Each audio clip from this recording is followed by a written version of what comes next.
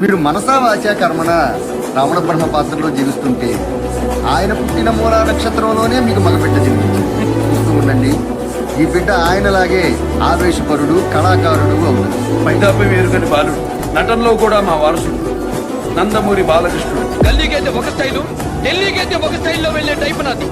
ఎలా కావాలో చెప్పు, ఏ టైప్ కావాలో చెప్పు, నేను రెడీ. నేనెవరి దారి కట్టున్నాను, నాకెవరట్టొచ్చినా మిగలనివ్వను. రెచ్చగొట్టిన వాడి మీద తొడగొట్టడం, పొగరెక్కిన వాడి మీద మీసాలు తిప్పడం నాకు పుట్టుకతో వచ్చిన నైతం. నాతో పోటీకొచ్చినా పొట్లాటకొచ్చినా ఏ ఒక్కడికి పోస్టల్ అడ్రస్ కూడా మిగలలేదు.